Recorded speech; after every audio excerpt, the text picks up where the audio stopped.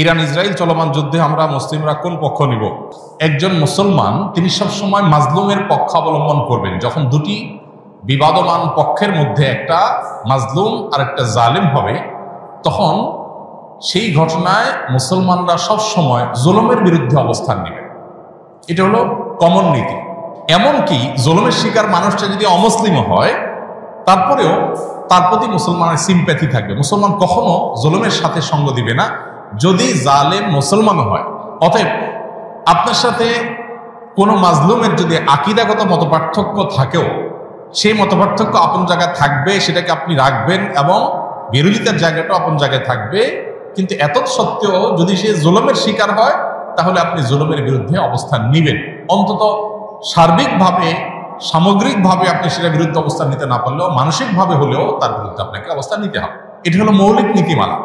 মুসলমান কখনো জালেমের পক্ষে যেতে পারে না। এক্ষেত্রে সূরা রোমের যে ঘটনা, সেটা আমাদের জন্য একটা বিশেষ নির্দেশনা হতে পারে। সূরা রোমের শুরুতেই আল্লাহ তাআলা যে বলেছেন আলিফ লাম মিম গুলিবাতির রোম, এখানে আমরা দেখেছি যে রোমানদের সাথে তখন পারস্যের অগ্নিপূজকদের সাথে যে যুদ্ধ হয়েছে, সেই যুদ্ধে মক্কার মুশরিকরা পারস্যদের আর মক্কার মুসলমানেরা সাহাবায়ে কেরাম তারা রোমানদের সমর্থন করেছেন। কেন?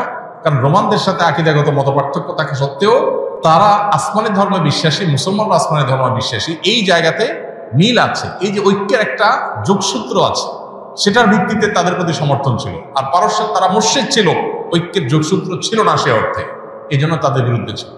অতএব আজও আমরা ওই মূলনীতি মাথায় রেখে অনেক আহলে কেবলা, অনেক আপনার মুসলিম আছেন যারা হয়তো বিভ্রান্ত, যারা হয়তো বিদআতে লিপ্ত, কেউ কেউ হয়তো শিরকে বা ইসলামের গণ্ডি থেকেও খারেজ, বা বাহ্যিক দৃষ্টিকোণ থেকে আদম সময়তে মুসলমান মানুষ মনে করে পরিস্থিতি বিবেচনা, বিশেষ করে তারা যখন জুলুমের শিকার হবে, তখন জালিমের পতন চাওয়া বা তাদের চাইতে আরো বেশি জুলুম যারা করছে তাদের পতন চাওয়া বা তাদের ব্যাপারে আপনার যথাযথ অবস্থান গ্রহণ করা, এটা মুসলমানের একজন দায়িত্বশীল মুসলমানের কর্তব্য। সেই স্ট্যান্ড বা সেই অবস্থানটা আমাদের এক্ষেত্রে হতে পারে। এছাড়া এটা তো ঠিক যে সিরিয়া যুদ্ধে ইরাকে বহু সুন্নিকে তারা হত্যা করেছে, নির্মমভাবে হাজার হাজার লক্ষ লক্ষ সুন্নিকে তারা হত্যা করেছে।